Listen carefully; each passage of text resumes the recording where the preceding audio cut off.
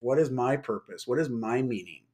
What is it that makes me feel fulfilled and happy and joyful? And those are hard things to figure out. Okay. They take time. Like you have to stick to it and really find that clarity because once you do, it really becomes like a North Star for us in our lives. Microphone check 1 2. What is this? You're now listening to a brand new episode of the Play Big Faster podcast. Look what you done started. Talk to him. Attorney, high performance coach, and speaker Cherie Prince asks hard questions to really get to the bottom of what makes entrepreneurs tick. From starting a business, marketing, strategies, and the ins and outs of their industries. We talk everything from book recommendations, lifestyle hacks, and everything possible to get you inspired and motivated to build your own business. The Play Big Faster podcast starts now. Let's go.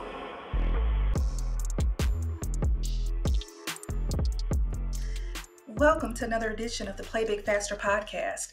We are joined today by Dai Manuel, and this guy is so awesome. Any man who steps out front and says he's still dating his wife after, yes, decades, we love him already. But he's here today to talk to us a little bit about his lifestyle business where he does high performance coaching. He's also a 10X speaker and a published author. Dai, how are you doing today?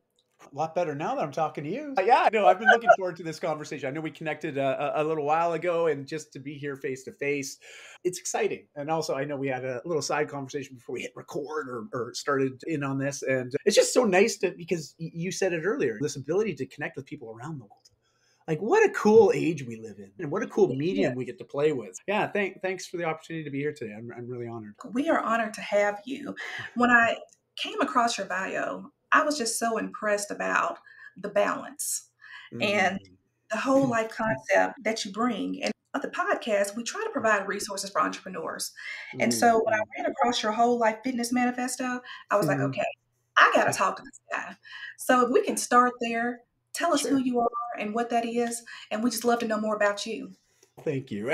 Listen, like any of us out there, my life story's been anything but a straight line. It's been a little bit of left over and under, back and forth, a lot of going backwards before I could go forwards. And I bring this to light because I'm coming up on my 47th birthday, almost 5 decades on this planet. I can honestly say I've made a lot of mistakes along the way, but I've also learned from a lot of those. And maybe we call that maturity. We call it life experience. I don't know. I just call it, I don't want to make the same mistakes again. But I've been someone that's come to the health industry, but not naturally. A lot of people that are in the health and wellness space, because first and foremost, if I have to talk about titles, the titles that actually get me excited is that I'm a dad. I got 2 great actually they're young adults now, 19 and 21, 2 daughters. That's been a big part of my life, obviously. And then I've been dating my wife for 23 years. Now, those are the titles that I get excited for. Now, as far as how do I create impact in the world? How do I get remunerated for the stuff that I do out in the world? It's all really just about helping people navigate change. That's it. Like whether it's personally or professionally, because you know this and I know this. I mean, think we were talking about COVID before we hit record, right? All of us found ourselves, we pretty much woke up one morning and our entire planet changed overnight. And that was a lot of forced change, right? It's not like we signed up saying, hey, can you give me some more change here? Like, whoever wakes up in the morning saying, hey, I want some big change today. Like, we just don't. We're rather change averse. And so I really try to support people with having a healthier, more productive, but also a more connected and purposeful relationship with change in their life. And yeah, that's pretty much what I do. And I help people with fitness, nutrition, mindset, really just how do you unlock that potential that's in us to really have a great quality life. And then along the way, I just get to remind people of all the mistakes I've made and hopefully gives a little bit of light on the steps that they have in front of them that they won't follow the same mistakes that I did, you know? And that's where the mentorship really versus coaching comes into play. Okay. How about this? Can we start with the 5 F's? Yeah, of course. Yeah. Let me tell you this. I think all of us, when we find ourselves in periods where we feel disconnected from the lives that we're living. And what I mean by that is every once in a while we wake up in the morning and we're like, man, I got to go to work today. I really just don't want to go to work. I'm not excited to do that. And yet we find ourselves sometimes just going through the motions.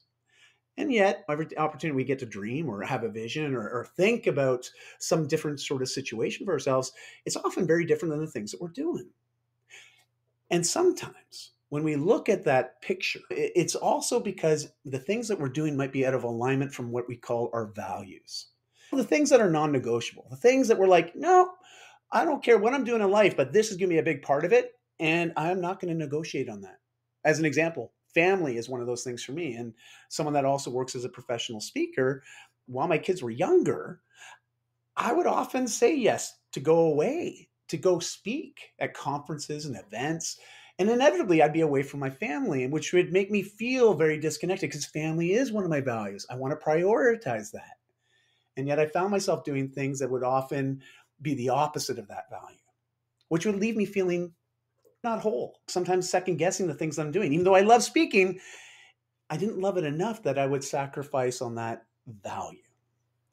And so, where I'm going with this is, especially when it comes to physical and health changes, I know those are the things that we often think about. And it's the things that we take for granted. One day we wake up and it's like, oh, there's a new ache and pain.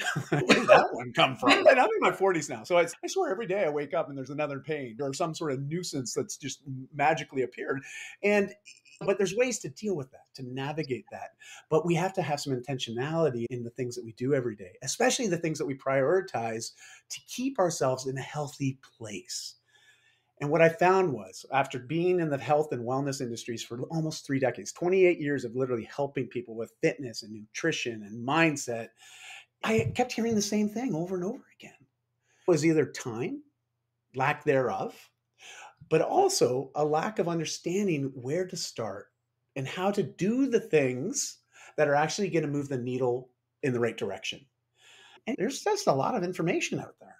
There's a lot. It's hard. I get it. Pick up any magazine and you'll find on one magazine it talks about one way of potentially eating, a certain type of diet, if you will. And then you pick up the other magazine, which might vilify what you just read in the one and say, our nutrition plan's the best plan. And it's like, holy smokes, who's right? Who's wrong? And so I wanted to provide a resource that gave people a lot of direction, but more importantly, gave them the inspiration, motivation, and the education that they need to actually be self-reliant or to develop that agency to be able to do the things for themselves that they know is important, that they want to do, but sometimes they struggle to actually follow through with.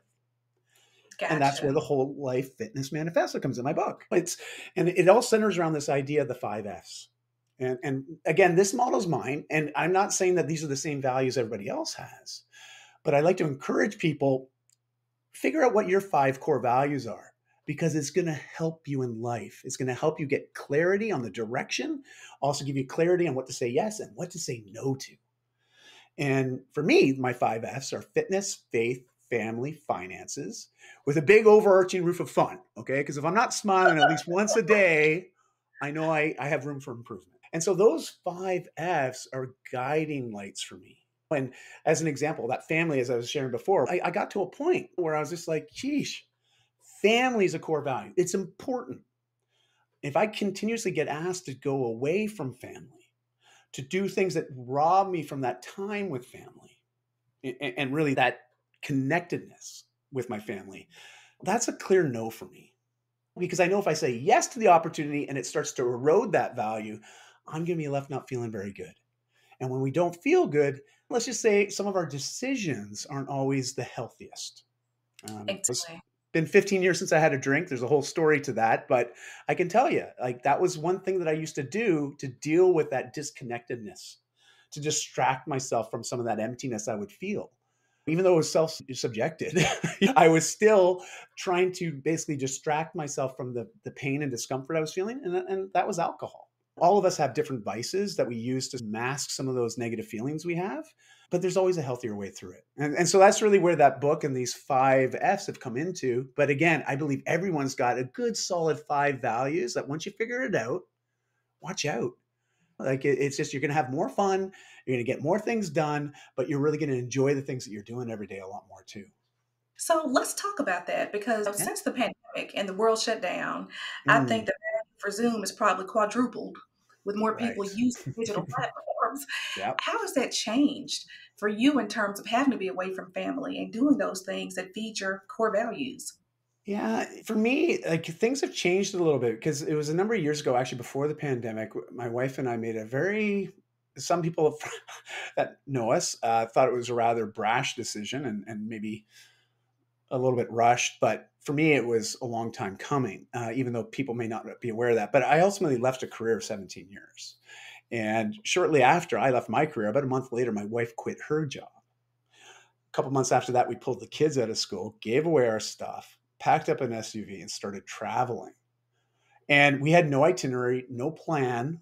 And to be fair, we didn't have a lot of savings either, but we knew that this is something that we wanted to do. We wanted to capitalize on collecting experiences, not stuff. And also, our kids were young enough at that time that they still thought mom and dad were cool. It was easy to get them to follow along and just embrace this sort of nomadic lifestyle for a few years. And it really was awesome. It was amazing. We experienced a lot of things. There was some tough stuff at times, like, right, where are we going to sleep tonight? Oh, I don't know. Well, maybe we'll pitch a tent at the local park here, like whatever. Or we'll park at the Walmart and we'll sleep in the SUV. Like there were some humorous moments now I can think about it, but at the time it was pretty tense. But the thing was, we were together and we were creating this experience together and these memories. And I don't regret that decision. And for us, that was about a 5-year period, and 2.5 years were spent in Southeast Asia, specifically Bali, Indonesia, before we moved back right before the pandemic. And so we had adapted this more nomadic lifestyle. I had already transitioned from doing things offline to doing things online. And so it gave me choices as far as where do I have to work? Anywhere with a Wi-Fi connection, quite frankly. So it gave me a little bit of flexibility that way. And there was still enough coming in that we could support the family, at least in that mode. But coming back to Vancouver, that's where we live. And we returned back to Vancouver right before the pandemic. So my kids, my daughters specifically, could finish high school here. And within literally just a few months of returning, the whole world shuts down.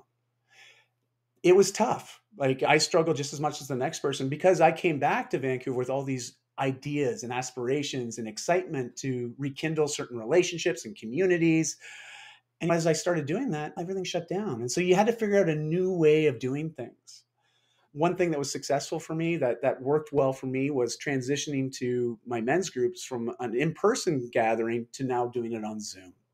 So we still had that connection. It wasn't quite the same, but it still was a wonderful support piece for myself and for other men, even though it was very different. And so what I mean by all this is, like, as much as we might find certain quality of life, certain standards of life get compromised when we have a big change like that, I like to believe that we are resilient, that we can figure out another way to do things. Just because I can't do it one way doesn't mean I can't do it another way. And I think that was the piece that I really took away from the pandemic, was that, you know what? I'm not so quick to say no to myself. I'm like, why not? Is there another way? And can I extend a hand and ask for help? And so those are really what I learned from those couple of years coming out of it, is having that direction. I don't know how it went for you, but based on our conversation earlier, it sounds like you've had a very productive pandemic, especially with the launch of a wonderful podcast like this, right? Thank you. Yeah, it was informed. But for you, when did you decide to write the book? At what point did you decide you wanted to do the book? I'd already been in fitness for probably close to 20 years at the point when I finally decided, you know what, I've got a book in me. And before that, my wife and I, we had volunteered every Sunday to host free fitness classes. And so we called it our Sunday Fun Day community, and specifically Sunday Fun Day throwdowns. And we would invite people to come on out. They'd bring their kids. Sometimes they'd bring their grandparents. Like, we had the whole gamut showing up. And the only condition that we would tell people was you have to come with a positive attitude and be ready to support everybody else that's there. It's not just about you, it's about all of us. And it was awesome. And also at the same time, I got to test a lot of different sort of coaching cues and different ways of helping and supporting people with making some of those physical, emotional, spiritual, even psychological shifts. And I realized, okay, there's something to this. And I already had the 20 years in the fitness space of seeing every excuse under the sun of why we can't do certain physical changes or shifts health-wise. And I said, you know what, enough's enough. I want to give people a simple process that they can just follow, and they'll start to experience positive changes. But it's all around the principle of the 2% solution, which is prioritizing 30 minutes of every 24 hours. That's 2% of every day, to being very intentional to help you develop yourself personally and professionally. More so on the personal, because anything you do to yourself personally is going to impact you professionally. I And, love that. yeah, and it's been about 9 years since I originally got the idea and concept to start drafting the book, but it's coming up on 8 years. Actually, it'll be 8 years in January since it was published and released. So it's been quite the journey and a lot of fun, but also more importantly, because it's given people something that's simple to implement and get them started. As I tell everybody, it's not an end all be all program, but it's a great thing to get you started.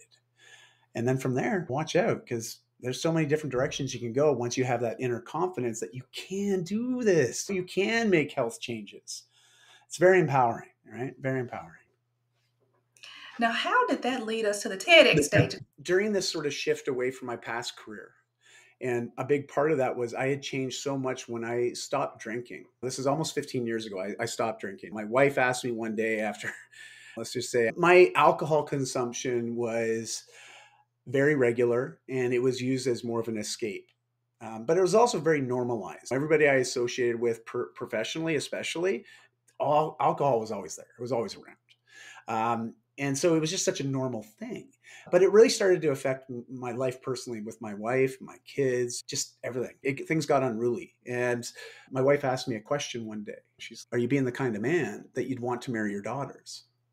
Oh, Yeah, it was a very, pardon the pun, but a sobering question. Like it was that question where honestly, it was very triggering. I got very upset. But at the same note, I was like, why am I so upset about this question? Well, I'm upset because I'm upset at myself because I couldn't honestly answer it and say I was. And that was the first time I think I was really truly honest with myself, saying, gosh, this thing that I'm doing daily, when I'm modeling and mentoring to not only my family, but to my communities, wow, yeah, this isn't who I want to be. It's not who I ever envisioned myself being. And it started to make some changes. I stopped drinking. And I started getting to work to figure out me and figure out what is it that I want with life? What is my purpose? What is my meaning? What is it that makes me feel fulfilled and happy and joyful? And those are hard things to figure out. Okay. They take time. They take energy. They take diligence, right? Like you have to stick to it and really find that clarity. Because once you do, it really becomes like a North Star for us in our lives. It helps guide us. It helps us figure out what we can say yes to, but also what we can say no to. And with the book, it was the first stepping stone to ultimately bringing me to the TEDx stage because I started to get a lot more comfortable with people in large groups, as well as at the individual, started really improving my mentorship and my coaching skills. And I started to also do that introspection where I realized I really didn't have a lot of close male friends. There was really no other men that I had a really deep connection with. And that challenged me and troubled me both at the same time because I felt that I wanted a deeper connection with other men. I wanted to be able to look at another guy and not feel automatically like he's competition or be worried that if I was vulnerable with him that he might, misquote me, take advantage of what I just shared. Like there was all these sort of fears and concerns about, oh, can't be vulnerable, can't open up to another guy, let alone my daughters, my wife, or other family. But professional conversations I could open up all the time, but the personal conversations I struggled with. And I started a process. I started down a journey of really trying to understand why is that and how do I change that? And I realized the biggest thing that I was missing was just a safe place to connect with other men, share authentic conversations, and be supportive of one another without any hidden agendas. And that led me to start a group called Mentorship Monday, Mentorship Mondays. And we, a bunch of guys getting together every Monday night for dinner and conversation. And it was incredible, this men's group that we formed. And it was so life-changing for me as well as the others that participated. And that was what inspired the TEDx talk. Was that experience that I had over those few years of running those groups while we were living overseas. I was like, I want to share this. This is a story I need to tell. And so that's what led to the TEDx stage. I love that. And definitely keep dating your wife. She's a keeper. She is. Oh, trust me. As long as she'll keep me, I'll keep on dating her. I've heard you mention a couple times about the different groups that you're a part of and your mentorship and your coaching. If someone was interested in working with you, how can they find you? Oh, fortunately for me, I've got a really unique name. Dai is a Welsh name for David, and that's spelled D-A-I. Last name's Manuel, a Portuguese last name, which is N-A-N-U-E-L. If you can spell my name on any social media platform or just in your Google browser, you will find me and you'll find me relatively easily. And I just say, just shoot me a message. Just say, hey, what's going on? I'm working on some changes. Here's what I'm working on. I just like having conversations and connecting with people. So that's usually the easiest way. And I'll definitely have all your social media links in the show notes. And you Thank also you. have a website, www.joinwlfm.com. Yep, it's being revamped right now, but that's the same. That the Whole Life Fitness Manifesto. That's what the acronym is there, WLFM, and that's the title of the book. And for anybody that wants to join the online program of that and the community, yeah, that's the best link to use. But there's a whole new website going live and a whole new community going live as well. So depending on when this goes live, they might be redirected to a different link. But for now, that will work just fine. One last question for you. Yeah. If you had one piece of advice on how someone could play big faster, what would it Mm. be? To be fair, I think mentorship is really what inspired me for growth. And because it's a little bit different than coaching, right? Like coaching is great. It is it's a skill. It's also very much a trade. And it's amazing what people can support others with good coaching skills and practices and exercises. But the mentorship piece, that's usually people that have already maybe achieved a certain level of success in an area that you yourself want to achieve success in or change. And so those are people that the easiest way to say it is they're the trailblazers. They're a few steps ahead of you, right? On that same journey that you want to go on. And I encourage people, find a mentor, seek that person out that's already a few steps ahead of you. Connect with them, ask them for support. Be prepared that you might have to remunerate them. Not always mentors are going to be open to just taking you on. I've paid mentors to work with them. I've literally bought some of their time so they could support me. And that's okay, just like any other professional, right? Because the time is worth it. But doing that and making that investment in myself, it was amazing how quickly results would happen versus me trying to make the whole change on my own. I think we all know that is 2 steps forward, 1 step back, right? Like that sort of staggered progress where I found when I had a mentor, it just makes the path much more clear. And plus you get the accountability, you get that confirmation, but you also get the camaraderie, the friendship. That's the biggest thing I can really recommend because I know it was instrumental in my life in many different stages at my development. And I love the fact that you refer to it as an investment. It's not an expense, it's an investment No, in yourself. that's right. That's right. Absolutely. Thank you so much for being with us. Thank you. And It's everyone been great. else, till next time, play big faster. Thanks for listening to this episode of the Play Big Faster podcast. Want more entrepreneurial content? I like this. Make sure to subscribe for future episodes. Already subscribed. I just clicked on it. Don't forget to like and leave a review. Share with a friend that needs this in their life. I think you need this more than I. Oh, and make sure to follow Cherie on IG at Cherie Speaks. And remember to play big faster.